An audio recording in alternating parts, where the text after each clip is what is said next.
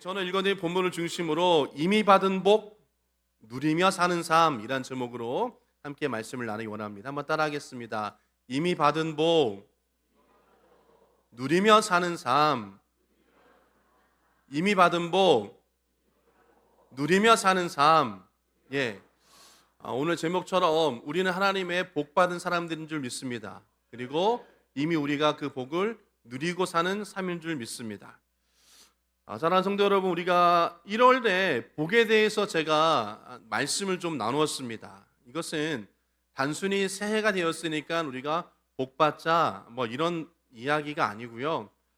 하나님은 새해의 시작을 다시 한번 우리 가운데 인생의 기준을 바꾸고 다시금 하나님 앞으로 나아가는 것을 원하고 계시는 것입니다. 그래서 우리가 복에 대해서 말씀을 나눌 때 시편 1편의 말씀이었죠. 기억하시나요? 복 있는 사람들은 악인의 꾀를 따르지 아니하며 죄인 길에 서지 아니하며 오만한 자들의 자리에 앉지 아니하고 라고 말씀을 나눴습니다. 그러면 이 시편 1편은 복을 얼마나 가졌는가를 이야기하는 것이 아니라요, 내가 지금 어디에 있는가 나를 이야기하는 것입니다. 내가 지금 복받을 자리에 있는가 아니면 복받지 않을 자리에 있는가, 그거에 대해서 이야기한다는 것입니다. 복 있는 사람은 세상의 흐름에 그 안에 있지 아니하고 말씀 위에 서 있는 사람이 되어지는 것입니다. 그래서 우리가 말씀을 나눌 때 생각, 자리, 행동, 이것이 정말로 하나님이 기뻐하시는 그런 자들이 되어야 된다. 하나님이 기뻐하시는 그곳에 있어야 된다라고 말씀을 나누었습니다. 그리고 두 번째 나눈 말씀이 창세기 12장 2절 말씀, 아브라함의 복에 대해서 또 말씀을 나눴죠. 내가 너로 큰 민족을 이루고 내가 내게 복을 주어 내 이름을 창대케 하리니 너는 복이 될지라 라고 말씀을 나눴습니다. 하나님은 아브라함만 잘 사는 것이 아니었습니다. 그를 통해서 복이 흘러나가는 것을 원하셨다는 것이에요.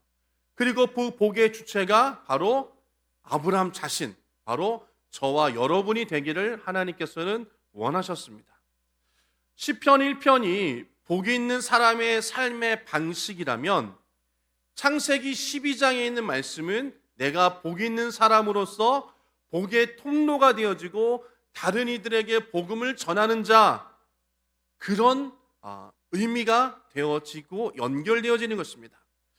그러면서 우리는 오늘 본문의 말씀 보면서 우리가 생각해야 될 것은, 그럼 나는 언제부터 복이 있는 사람이 되었는가? 그리고 또 내가 언제부터 복의 통로가 될 수 있을까에 대해서 우리 또 한번 궁금해야 되겠죠. 그래야지 그 방법을 알고 깨닫고 내가 하나님께 은혜 가운데 복을 전하고 복의 근원이 되어진다는 것입니다.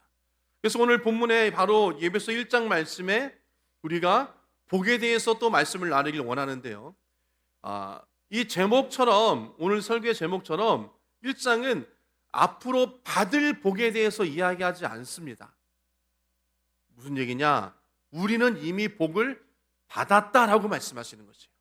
한번 따라 하겠습니다. 나는 복을 받았다. 나는 복을 받는 사람이다.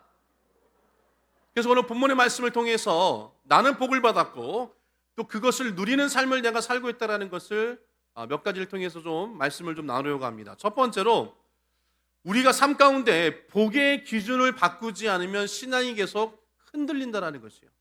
즉, 하늘에 속한 복과 땅에 속한 복을 구별할 수 있는 사람이 되어야 된다는 것입니다. 복의 기준이에요. 사도 바울은 이 본문 3절에 이렇게 말씀하십니다. 그리스도 안에서 하늘에 속한 모든 신령한 복을 우리에게 주시되라고 말씀하세요. 여기서 우리가 기억해야 될 것은 하늘에 속한 신령한 복을 우리는 좀 주목해 봐야 되는 것입니다. 이 단어가 굉장히 중요해요. 바로 하늘에 속한 이 단어인 것입니다. 사도 바울이 왜 굳이 하늘에 속한 복을 이야기했을까요? 땅에 있는 복을 이야기하지 아니하고 하늘에 속한 복을 이야기한 데는 이유가 있습니다. 바로 우리 사람은 본능적으로 땅의 기준으로 복을 우리는 생각하기 때문이에요. 잘 아시는 것처럼 우리가 사업이 잘 되거나 자녀가 잘 되거나 또 좋은 학교에 들어가거나 좋은 직장에 들어가면 내가 복받은 사람인 것 같고 잘 되는 사람인 것 같고 하나님이 함께 하시는 것 같아요. 그런데 내가 예배도 잘 드리고 기도도 열심히 하는데 어떻게 참 공교롭게도 하는 것마다 잘 안 되시는 분이 있어요. 또 심지어 말씀 생활 열심히 하시는데도 병이 생기는 분도 있고요. 또 내가 계획하는 것이 다 안 되는 경우가 있다는 것이에요. 이럴 때 우리는 하나님이 나를 사랑하시지 않는가 보다, 하나님이 나를 벌하시는가 보다, 또 하나님과 멀어졌구나라고 생각한다는 것이에요. 또 마찬가지로 우리 자산이 늘어나면, 통장의 숫자가 늘어나면 감사가 나오고, 통장의 숫자가 떨어지면 그 숫자가 줄어드는 것만큼 믿음이 떨어집니다. 웃으시는 분이 많이 계시는데요. 여러분, 그렇습니다. 이것은, 제가 드린 말씀은 바로 우리가 복을 생각할 때 땅의 기준으로 복을 생각했기 때문인 것입니다. 하지만 성경의 복은 땅의 기준을 두는 것이 아니라 오늘 3절의 말씀처럼 하늘에 속한 신령한 복이라고 이야기했다는 것이에요. 진정한 복은 하늘에 속한 복을 말씀하고 있는 겁니다. 그것이 신령한 복이라고 오늘 본문은 말씀하고 계시는 것이에요.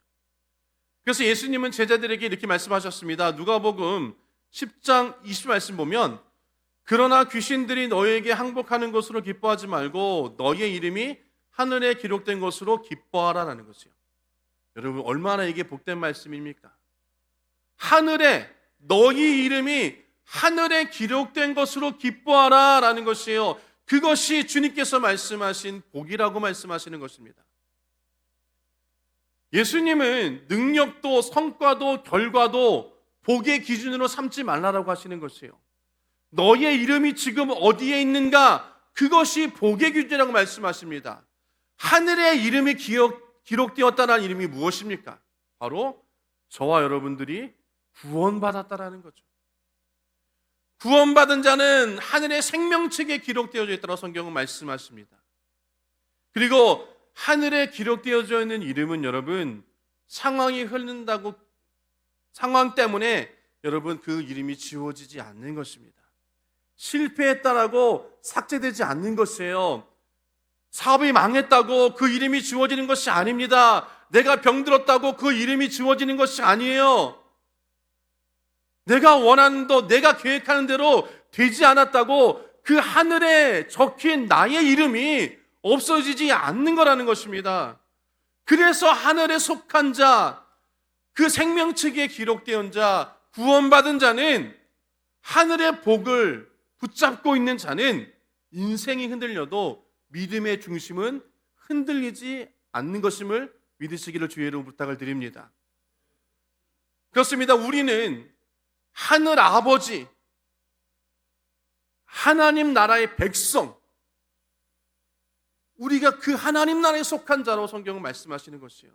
저와 여러분들은 하나님을 아버지라 부른 자들입니다. 하나님 나라의 백성 되어진 사람입니다. 그 하나님 나라의 백성에 속해서 하나님의 복을 누리고 있다는 것입니다. 그렇기 때문에 우리는 복을 바라보는 시각을 먼저 바꿔야 되는 것이에요. 내 생각과 내 뜻과 내 계획대로 여러분 우리의 인생이 흘러가지는 않습니다. 여러분이 많은 인생의 길을 걸어 오셨을 것입니다. 그때마다 우리의 계획과 또 내 생각대로 모든 것이 다 술술 풀렸나요? 아니요.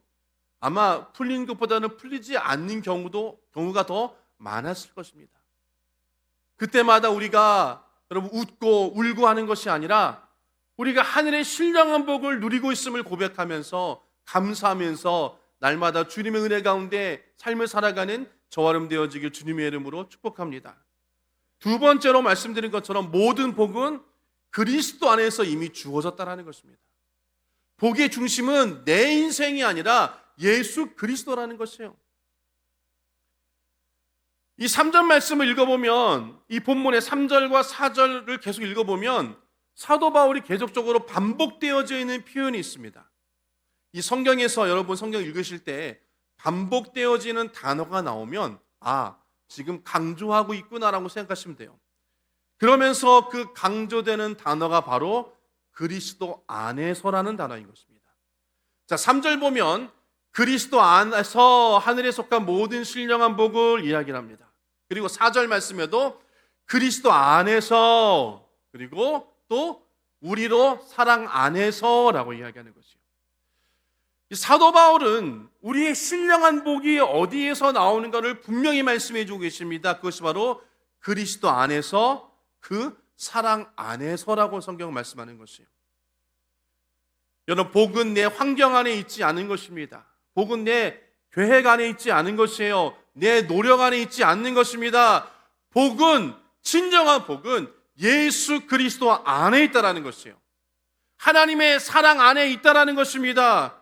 그래서 하나님의 사랑 안에, 그리스도의 사랑 안에 진정한 참된 복이 있다라는 것을 오늘 성경은 말씀하고 있는 것입니다. 그래서 사도 바울은 너희가 잘해서 복을 받는 것이 아니다라는 것이에요. 예수 안에 이미 너희는 복을 받았다라고 선포한다라는 것입니다. 3절 말씀처럼 그리스도 안에서 하늘에 속한 모든 신령한 복을 우리에게 주시되라고 말씀하시는 것이에요. 벌써 주셨다라고 말씀하시는 거예요. 주었다라고 말씀하시는 거예요. 근데 우리는 그 복을 누리고 있지 못함에 안타까움이 있다라는 것입니다.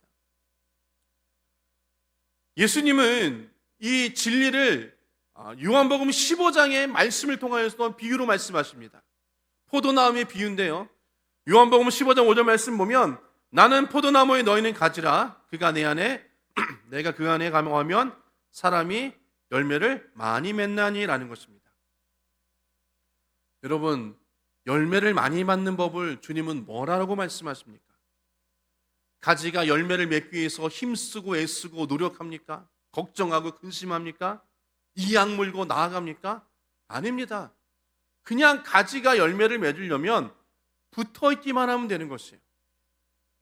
그냥 붙어 있으면 그냥 자연히 열매를 맺는다라는 것입니다.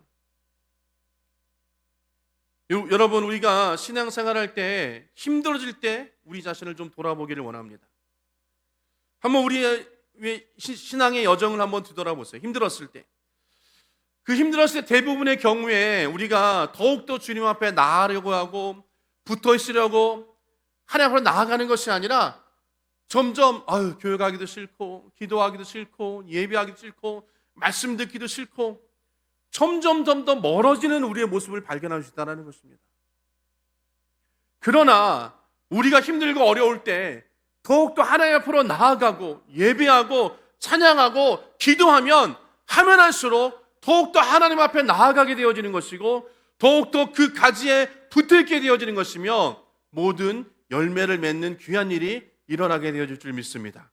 그래서 여러분, 우리 신앙은 물론 힘쓰고 애써야 되지만 더 올바른 신앙은 의지하는 신앙이에요. 나의 힘을, 나의 능력을, 내가 가진 부와 명예를 의지하는 것이 아니라 하나님을 의지하는 그것이 올바른 신앙이 되어지는 것입니다. 의지한다는 것이 무엇입니까?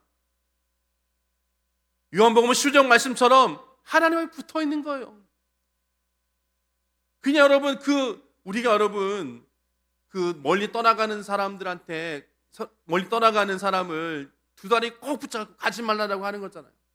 그런 것처럼 우리가 여러분 꼭 붙잡고, 주님만 꼭 붙잡고 여러분 있으면 주님께서 여러분, 우리와 함께 하시고 우리에게 은혜를 베풀어 줄 줄 믿습니다. 그러기에 여러분, 우리의 복은 이미 우리가 그리스도 안에 있다는 걸 기억하시고 주님 안에 항상 붙어 있는 저 여러분 되어지길 주님으로 축복합니다. 세 번째로, 선택의 복은 여러분, 잘못된 선택은 인생의 불안을 제거한다는 것입니다. 바꿔 얘기하면 우리는 여기까지 온 것이 우연히 여기까지 온 것이 아니라는 것입니다. 사도 바울은 4절 말씀 이렇게 말씀하십니다. 곧 창세전에 그리스도 안에서 우리를 택하사라는 것이요. 이 말씀은 우리의 인생 전체를 다시금 해석하게 만드는 것입니다. 여러분, 우린 종종 이렇게 이야기합니다. 어떻게 살아오셨습니까? 라고 이야기하면 어쩌다 보니 여기까지 왔습니다. 살다 보니 이렇게 되었습니다. 그냥 시간 흐르는 대로 물 흐르는 대로 살아보니 지금 이 자리가 되었네요 라고 우리는 그렇게 많이 이야기할 때가 많이 있습니다. 그러나 성경은 이야기합니다. 어쩌다가 아니라는 것이에요. 그냥 어떻게 믿음의 상황 그냥 어떻게 하다 보니까 됐네요. 어떻게 그냥 삶을 살다 보니까 그냥 학교 다니다가 졸업하고 결혼해서 아이 낳고 직장 다니면서 아이들 시집 보내고 그냥 그러다 보니 그냥 세월이 유수와 같이 빨라서 지금 이렇게 되었네요. 여러분, 그것은 우리 그리스도인의 신앙의 모습이 아닙니다. 4절 말씀처럼 우리를 택하셨다라는 것이에요. 저와 여러분들을 택하셨다라는 것입니다. 그리고 택하셔서 선택해 주셔서 지금 이 순간까지 우리를 이끌어 오셨다라는 것이에요. 하나님은 우리가 태어나기 전에도 여러분, 또 우리가 태어나서 삶을 살아가며 실수하고 절망하고 좌절하며 또 여러 가지 잘된 일이 있을 때도 주님은 이리 우리를 알고 계셨다라는 것이에요. 예레미야서 1장 5절 말씀 보면 내가 너를 모태 짓기 전에 너를 알았고, 우리가 태어나기 전부터 주님께서 우리를 택하시고 우리를 붙잡아 주시고 우리를 이끌어 주셔서 지금 이 자리에 우리가 있게 되어졌다라는 것입니다. 그러기에 여러분, 하나님의 택하심 받은 자들은 인생을 쉽게 포기하지 않아요. 삶을 내려놓지 않습니다. 절망하지 않습니다. 좌절하지 않습니다. 우울하지 않습니다. 왜? 하나님이 나를 택하시고 그 택한 그 하나님이 나를 사랑하시고 그 하나님이 나를 이끌어주시고 나의 기도를 들으시고 응답하시며 나의 길을 인도하시는데, 내가 비록 지금 힘들고 어렵고 절망되어지고 좌절되어지고 병에 있지만 그래도 하나님이 나를 사랑하시는데, 여러분, 이렇게 주님을 꼭 잡는 그런 인생이 되어진다는 것입니다. 여러분, 우리가 넘어질 수는 있습니다. 길을 돌아갈 수 있어요. 힘들고 어려울 수 있습니다. 절망 가운데 있을 수도 있어요. 또 여러분, 고통 가운데 병 가운데 있을 수도 있습니다. 그러나 여러분, 그 인생 결코 포기해서는 안 되는 인생인 것입니다. 버려진 인생이 아니에요. 힘들고 어려울 때 여러분 그런 이야기 하죠. 세상에 나 혼자 있는 것 같다. 아무도 나를 알아주지 않고 내 자녀도 내 아내도 남편도 나를 알아주지 않고 나 혼자 있는 것 같아. 우리 그런 얘기 많이 하잖아요. 성경은 여러분 그렇게 말씀하지 않으신다라는 것이에요. 하나님이 너를 택하사 모태전부터 너를 알았다라는 것이에요. 임마누엘 하신다라는 것입니다. 성령님께서, 예수님께서 우리 아들 함께 하신다라고 말씀하시는 것이에요. 비록 지금 나 혼자 있는 것 같지만 혼자 있는 것이 아니라 주님께서 우리와 함께 하신다라고 성경은 말씀하고 있다는 것입니다. 나는 너를 놓지 않았다. 내가 너와 끝까지 함께 하겠다라고 성경은 말씀하시는 것입니다. 마태복음 28장 28절 말씀 볼지어다 세상 끝날까지 내가 너희와 항상 함께 있으리라 라고 말씀하시는 거죠. 한번 따라하겠습니다. 내가 세상 끝날까지 너희와 항상 함께 있으리라.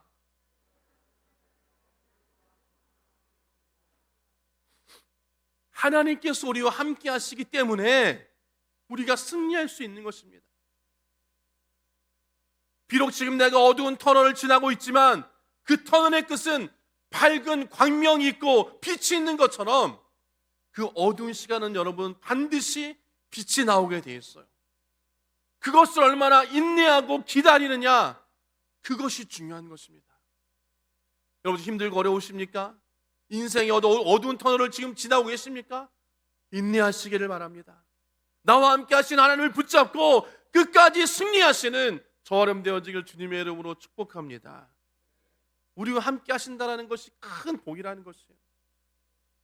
전능하신 하나님, 좋으신 하나님, 그 하나님이 우리와 함께 하심을 여러분 기억하기를 주의 이름으로 축복합니다.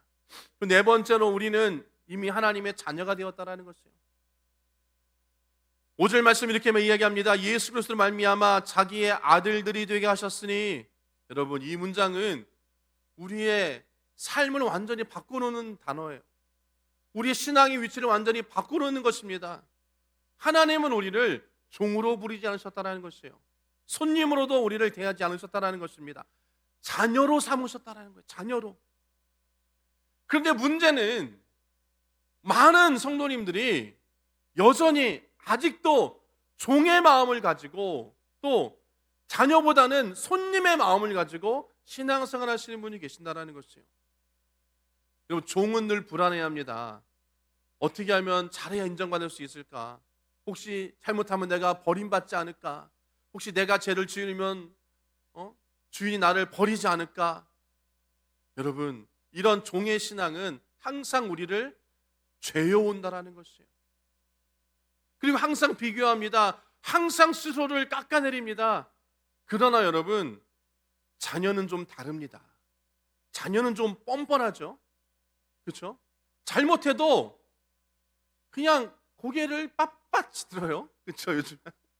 그리고 그냥 괜찮아, 내 아버지니까, 내 엄마니까, 아빠 나 이거 틀렸어, 잘못했어. 그래. 네, 그렇잖아요, 여러분.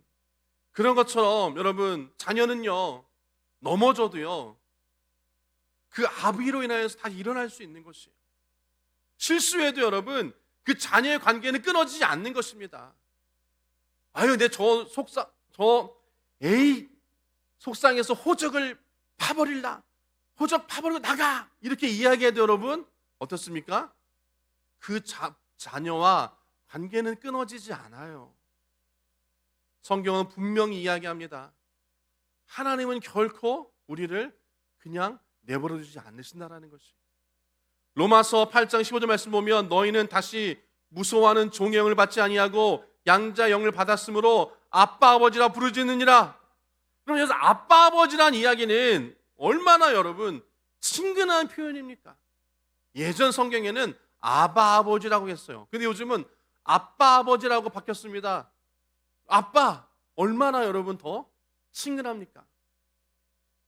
저희 딸이 갑자기 저한테 와서 아버지 이렇게 부르면 갑자기 거리감을 좀 느꼈을 것 같아요. 근데 아빠라고 이야기하니까 더 친밀한 관계가 여러분 되어지는 것 같습니다. 여러분, 우리가 기도할 때 이미 자녀의 자격으로 하나님 앞에 나아가는 것입니다. 하나님 앞에 나아가는 것, 하나님 내가 나가도 되겠습니까? 하나님 내가 어떻게 할까요가 아닌 것이 아니라 하나님 앞에 나아가는 것입니다. 그냥 나아가는 것이에요. 내가 죄를 지어도 하나님 앞에 나아가는 것입니다. 나아가서 주님을 의지하는 것이에요. 내가 죄를 졌지만 아빠, 내가 이런 잘못을 했지만 나를 용서해 주고 나를 다시 한번 붙잡아줘. 나를 다시 한번 도와줘. 우리 자녀가 우리 아버지한테 그렇게 이야기하는 것처럼 우리도 마찬가지인 것입니다. 우리도 하나님 앞에 우리가 언제든지 나아갈 수 있는 것이에요. 그럼 하나님께서 우리를 꼭 안아주신다라는 것입니다. 내치지 않는 것이에요. 너가 죄를 졌으니까 오지 마. 너 죄 졌으니까 교회 오지 마. 이것이 아니라는 것이에요. 너 방황했으니까 오지 마. 이것이 아니라는 것입니다. 방황할수록 더 기다리는 아버지의 마음을 우리는 기억해야 될 줄 믿습니다.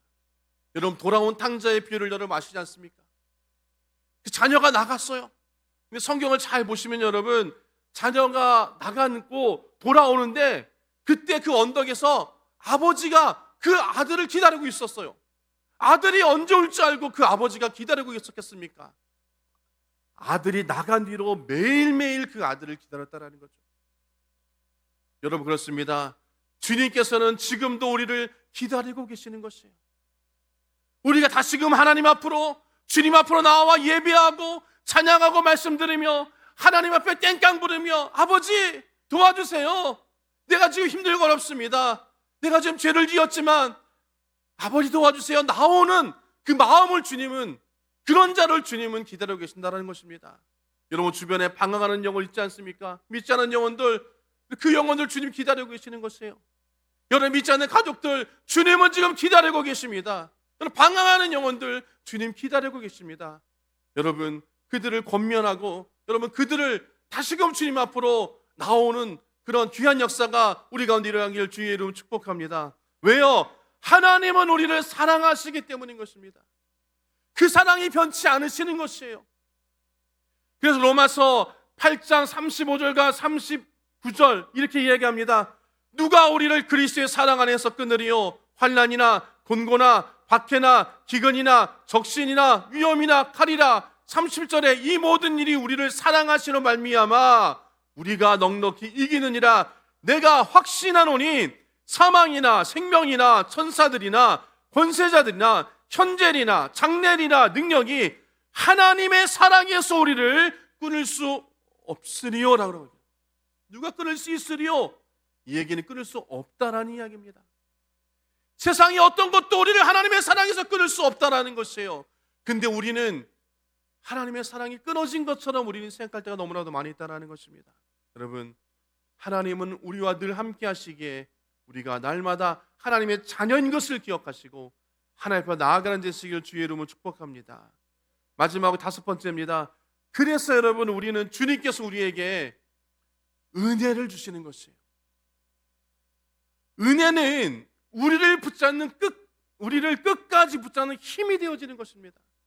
사도 바울은 이 모든 복의 결론적인 말씀을 6절에 말씀하고 계세요. 한번 우리 6절 말씀 같이 읽어보겠습니다. 시작.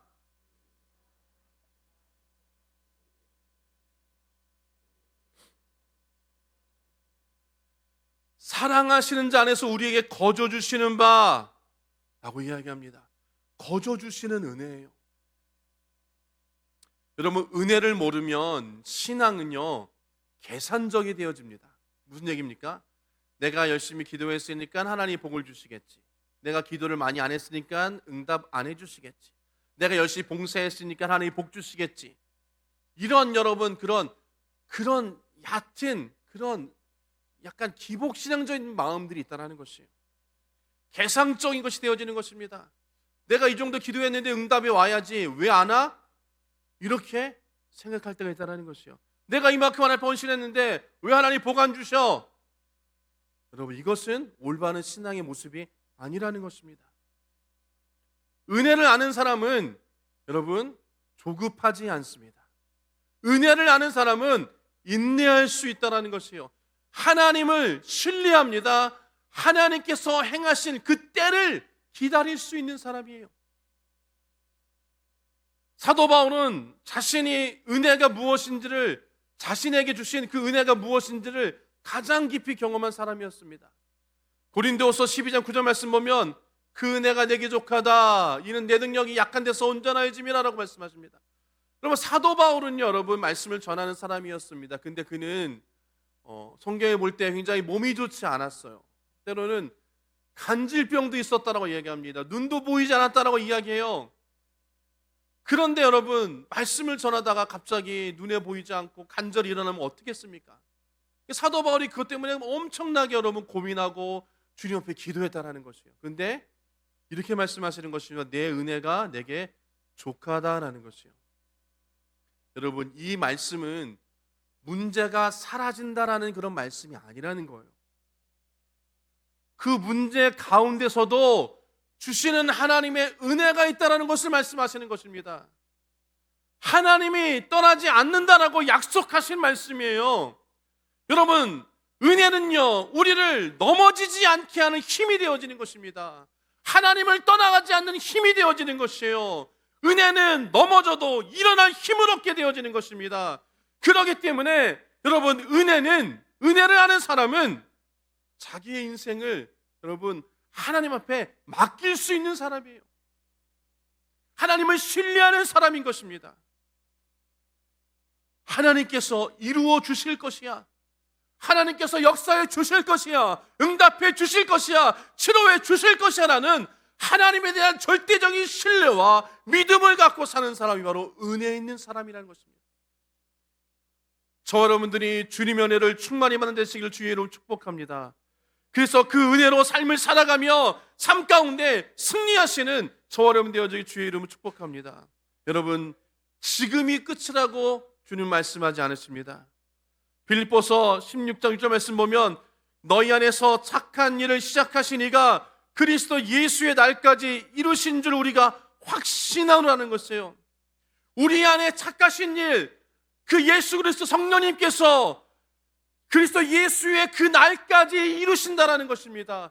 그 은혜가 주님 오시는 그날까지, 주님이 부르시는 그날까지 여러분 우리와 함께하고 그 은혜를 우리가 유지해야 된다는 것을 말씀하시는 것이에요. 끝까지 우리를 책임져 주시는 하나님인 것을 기억하시기를 주의로 부탁을 드립니다. 그래서 우리는 여러분 은혜 아니면 우리가 살아갈 수 없다라고 고백하는 거예요. 모든 것이 주님의 은혜입니다라고 우리가 고백할 수 있어야 될 줄 믿습니다. 여러분, 은혜가 아닌 것이 없다라는 것입니다. 내가 지금 먹고 마시고 숨을 쉬며 살아가는 그 모든 것들, 나의 주어지는 모든 그 환경들, 그 모든 것들이 다 주님의 은혜였음을 고백하는 저와 되어질 주의 이름으로 축원합니다. 말씀을 정리하도록 하겠습니다. 오늘 말씀을 여러분 한 문장으로 정리하면 우리는 이미 복을 받은 사람이라는 사실인 것입니다. 사도 바울은 에베소서 1장에서 단 한 번도 너희가 이렇게 하면 복을 받을 것이다 라고 이야기하지 않았어요. 대신 이렇게 말씀하십니다. 주셨다, 택하셨다, 삼으셨다, 거저주셨다라고 우리가 말씀하시는 것이요. 모두 다 여러분 과거형입니다. 이 과거형은 이루어진 것이에요. 이미 이루어진 것을 우리에게 말씀하시고 너희들이 지금 그것을 누리고 있지 못한다라고 말씀하시는 것입니다. 오늘 말씀을 통해서 여러분 복은 땅에 있는 것이 아니라 하늘에 있는 것이라고 말씀하셨습니다. 그래서 이제는 우리가 상황이 흔들려도 어떠한 환경 가운데 있을지라도 우리는 신앙의 뿌리를 굳건히 하고 흔들리지 않는 신앙이 되어야 될 줄 믿습니다. 또 복은 내 인생 안에 있는 것이 아니라 그리스도 안에 하나님의 사랑 안에 있다는 것이에요. 그렇기 때문에 우리가 더 이상 나 혼자 열매 맺으려고 애쓰는 것이 아니라 주님과 함께 동행하는 삶을 살아야 된다고 말씀하시는 것입니다. 붙어있기만 하면 그 열매를 맺는다라고 말씀하시는 것이에요. 여러분 우리는 그 선택의 복이 우연이 아닌 것입니다. 비록 우리가 힘들고 어려운 길을 걷고 있고 때로는 돌아온 곳도 있고 실패도 있었지만 하나님은 처음부터 우리를 알고 계시고 우리와 동행하셨다는 것입니다. 그러기에 우리는 더 이상 하나님의 복을 받은 자녀로서의 삶을 사는 것입니다. 눈치 보는 종의 삶을 사는 것이 아니라 어떻게 보면 하나님 아버지를 신뢰하고 믿기 때문에 조금 뻔뻔하게 하나님 앞에 나아가서 하나님 내가 지금 잘못을 저질렀지만 그래도 내가 하나님 앞에 나옵니다. 하나님 용서해 주세요. 우리는 하나님의 자녀인 것입니다. 결코 그 사랑이 끊어지지 않는 것이에요. 그렇기 때문에 우리가 여러분 은혜의 복을 붙잡으시기를 주의 이름으로 축복합니다.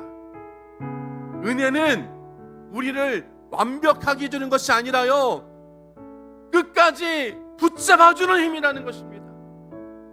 끝까지 하나님 앞에 있는 것이 바로 은혜인 것이에요. 그렇게 여러분 우리의 삶이 달라지기를 주님으로 축복합니다. 우리가 이미 받은 복을 신뢰하고 그 복을 누리며 하나님 앞으로 나아가며 하나님의 뜻 가운데 승리하는 저와 여러분들 주님의 이름으로 축원합니다. 나는 이미 복을 받은 사람이다. 우리 고백합시다. 나는 이미 복을 받은 사람이다. 나는 이미 복을 받은 사람이다. 여러분은 복받은 자로서의 삶을 살아가시는 저와 여러분들 주님의 이름으로 축원합니다.